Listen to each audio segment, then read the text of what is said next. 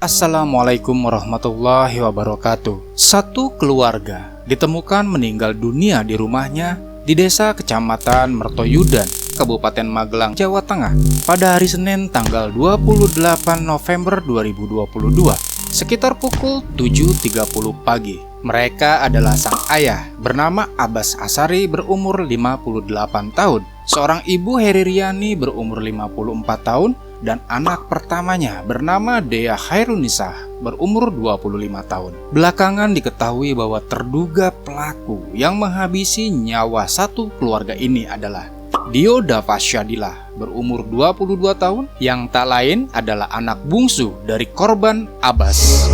Bagaimana cerita seorang anak tega menghabisi semua keluarganya dan dengan apa dia melakukannya? Ikuti terus video ini sampai habis. Dan Lady Dot,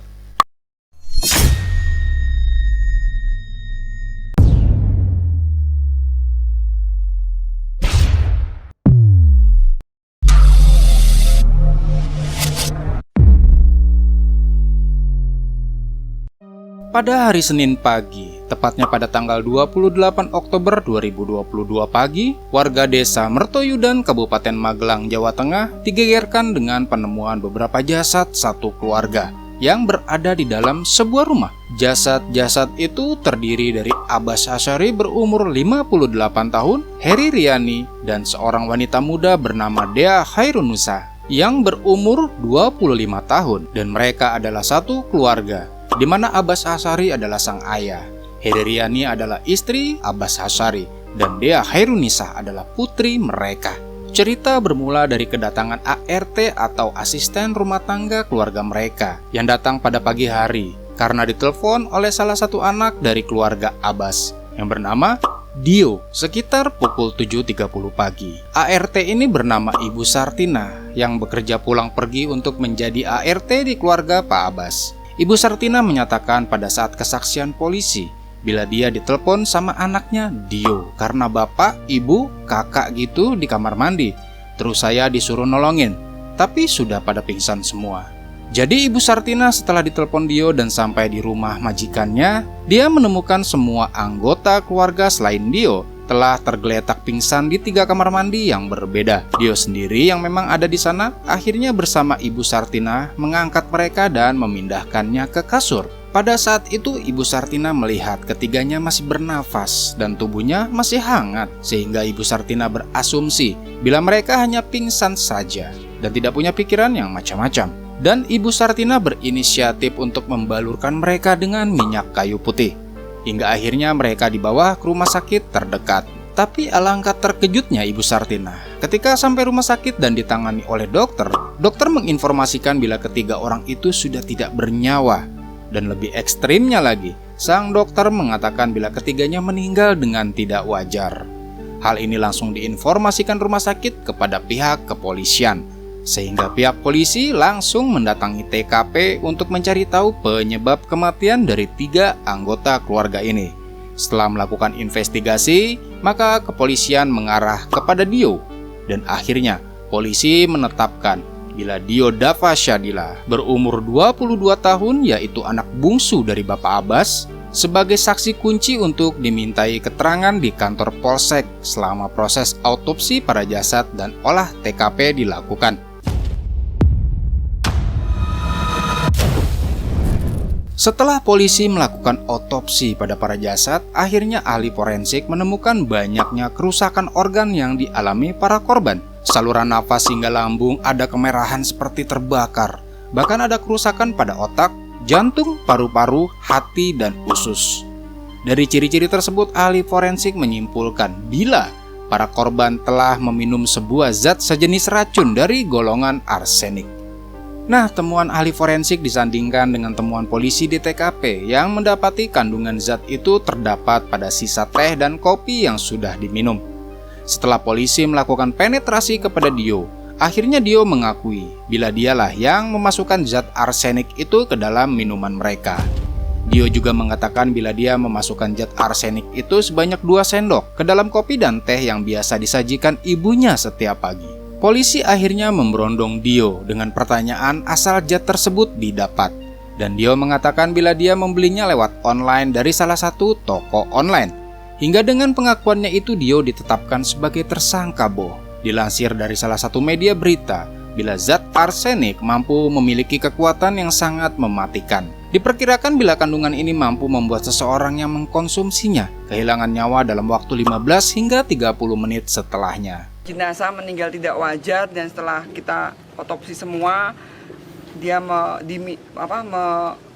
minum air atau cairan yang ada racunnya. Karena apa? Dari saluran nafas atas, dari bibir sampai lambungnya ada merah seperti terbakar sehingga dia meminum suatu zat beracun. Dan dari organ-organ dari otak, jantung, hati, paru juga ada tanda-tanda racun. Dan untuk pasti racunnya apa, sampelnya yang meriksa laboratorium forensik. Tapi jelas cara kematian, sebab kematian karena zat yang beracun. Berita penetapan Dio sebagai tersangka pembunuhan keluarganya membuat warga kampung dusun desa Mertoyudan tidak percaya. Sebab diambil dari beberapa saksi tentang sosok Dio kepada beberapa warga yang mengatakan bila Dio dikenal anak yang baik, bahkan suka beribadah dan rajin mengikuti kegiatan di desanya. Namun ternyata keterangan yang polisi dapat dari Dio dalam pernyataannya, motif Dio melakukan hal tersebut karena merasa sakit hati kepada orang tuanya yang menyuruhnya untuk mencari pekerjaan secepatnya. Hal itu bermula dari ayahnya, Abbas, yang baru saja 2 bulan lalu pensiun dari kerjaannya. Dan ibunya sendiri hanyalah seorang ibu rumah tangga. Kakaknya yaitu Dea, kebetulan juga baru selesai masa kontrak dari pekerjaannya. Belum lagi, info yang beredar dari beberapa media, si kakak akan segera menikah. Walau hal itu sempat dibantah oleh pihak KUA setempat karena tidak adanya nama Dea terdaftar sebagai calon yang akan menikah, Boh. Nah, dari semua kondisi itu, sang ayah mendesak Dio nih untuk membantu perekonomian keluarga dengan mencari pekerjaan secepatnya, kata sang ayah.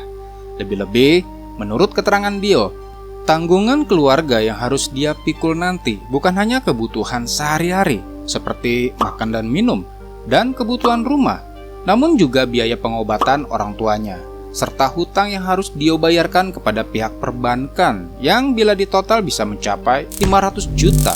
Namun polisi masih terus melakukan penyelidikan lebih perihal biaya pengobatan dan hutang dari keluarga Pak Abbas akan kebenaran hal tersebut, Boh.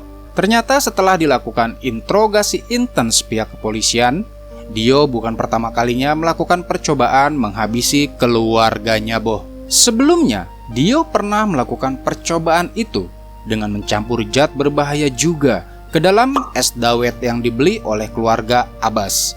Tepatnya pada hari Rabu 23 November 2022, seminggu sebelum Dio melakukan percobaan aksi keduanya itu, Boh.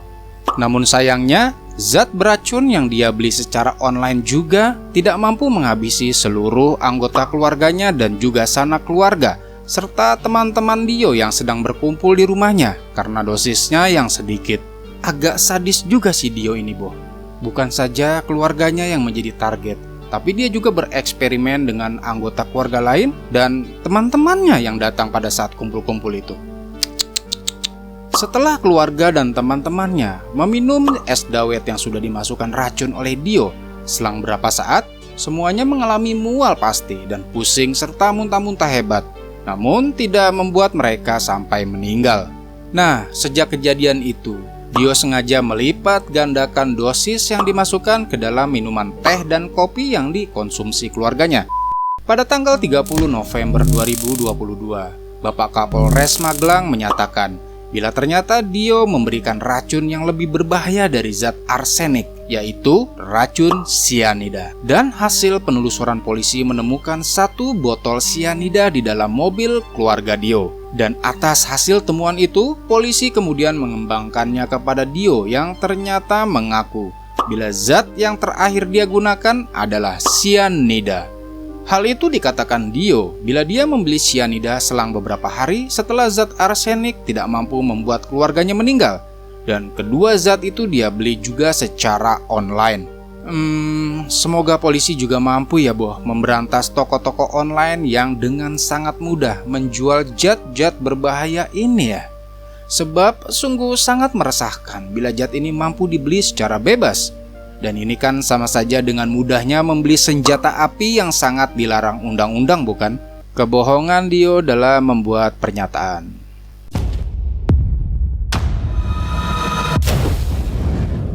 Berita pengakuan Dio sangat marak di media sosial, hingga akhirnya sampai kepada paman Dio, yaitu kakak dari ibu Dio, bernama Bapak Sukoco. Bapak Sukoco membantah semua pernyataan Dio kepada polisi dan menganggap semua pernyataan Dio banyak kebohongan. Seperti pertanyaan sebelumnya, bila Dio dituntut untuk menjadi tulang punggung keluarga dengan menanggung kebutuhan makan minum keluarga sehari-hari, biaya kebutuhan rumah, hingga hutang yang harus dia bayarkan. Dan semua itu adalah tuntutan ekonomi yang harus Dio emban atas desakan keluarganya. Tapi ternyata sang paman berkata lain.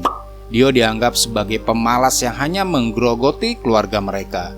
Bukan hanya itu, Dio adalah salah satu anak yang paling dimanja dan disayang oleh orang tuanya, khususnya ibunya. Lebih-lebih, Dio pernah mengalami kecelakaan hebat pada tahun 2019, boh. Dan selamat setelah perjuangan orang tuanya yang habis-habisan kepada Dio. Dan sejak saat itu, orang tuanya, lebih-lebih ibunya, begitu sangat memanjakan Dio karena takut kehilangan anaknya kembali. Tidak ada kata tidak yang dituruti ibunya bila dia menginginkan sesuatu. Semua diperjuangkan ibunya agar Dio bisa mendapatkan apa yang dia mau. Hal itu diperkuat oleh seorang yang memiliki akun di Twitter yang bersaksi bila dia pernah menjadi perawat Dio. Tweet dari seorang akun yang bernama Ina Komizeli mengatakan, "Demi apa woi? Pelaku fashion home care saya dulu. Dia sempat kecelakaan sampai patah tulang, operasi berkali-kali, dan yang rawat lukanya saya sama teman saya. Kaget banget pas baca berita kalau dia ngebunuh ortu dan kakaknya. Padahal mereka sayang banget sama Dio. Ingat banget saya ibunya nangis depan saya karena sedih melihat anaknya yang harus bed rest total di rumah. Sesayang itu woi mereka sama si Dio. Apa-apa langsung diturutin. Nggak nyangka banget setega itu ngilangin nyawa ortu sama kakaknya." Tidak hanya itu, paman Dio, Pak Sukoco, bersaksi bila sebulan sebelum kejadian, ibu Dio datang kepada dirinya untuk bercerita tentang anaknya, si Dio, yang meminta untuk kursus bahasa Inggris dan membutuhkan uang 30 juta. Kursus itu katanya akan berlangsung selama 20 bulan. Jadi ibu Dio dan paman Sukoco memang dekat ya boh, mereka kerap berbagi cerita. Nah pada sesi itu, sang paman mengatakan kepada ibu Dio, jangan asal percaya.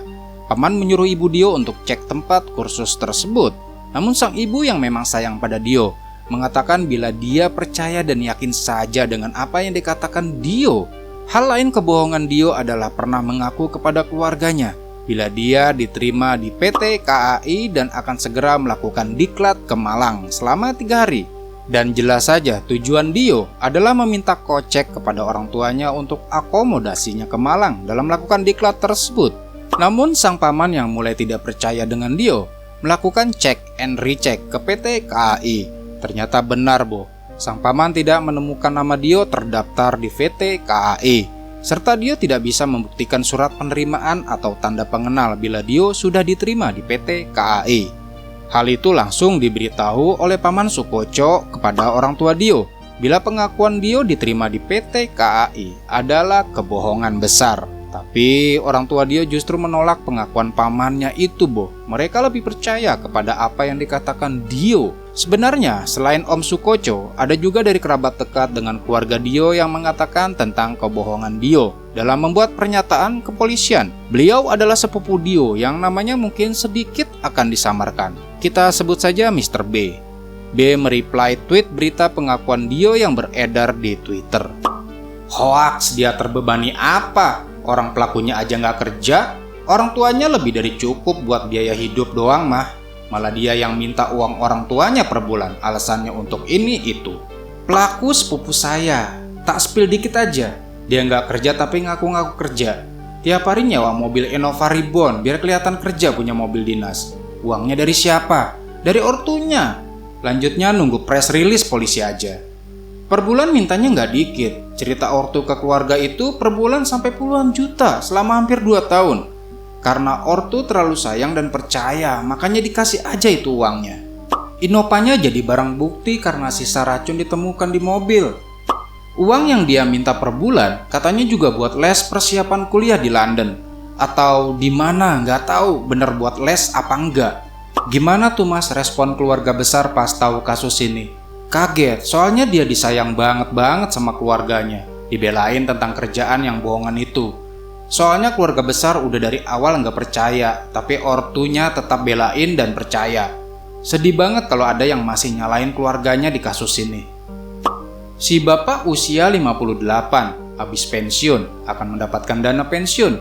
Apakah salah dua motif pelaku ada di situ? Allahu alam. Dana pensiunnya nggak dikit.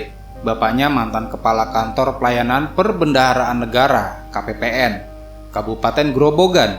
Baru bulan kemarin pensiun. Per bulannya juga masih dapat uang pensiunan. Nah, sampai video ini dibuat, ketiga jenazah sudah dimakamkan di desa Sasono, Loyo Pajekan. Dan Dio masih dipenjara untuk menunggu persidangan dengan tuntutan hukuman mati akibat perbuatannya yang keji itu kepada semua anggota keluarganya. Dan demikian rangkuman dari kasus keluarga Magelang yang diracun anggota keluarganya sendiri. Semua saya kembalikan ke kalian. Bagaimana menurut kalian tentang kasus ini? Mungkin Anda bisa komen di bawah untuk menanggapi perilaku Dio yang sangat keji ini. Atau kalian pernah mengalami situasi yang serupa dengan kasus ini? Boleh banget kasih komentar kalian di bawah. Jangan lupa dukung channel ini untuk terus memberikan kontribusi dan khasanah informasi serta cerita seputar hal-hal yang absurd, dengan mengklik tombol subscribe serta lonceng tentunya. Terima kasih sudah menonton sampai habis. Wassalamualaikum warahmatullahi wabarakatuh.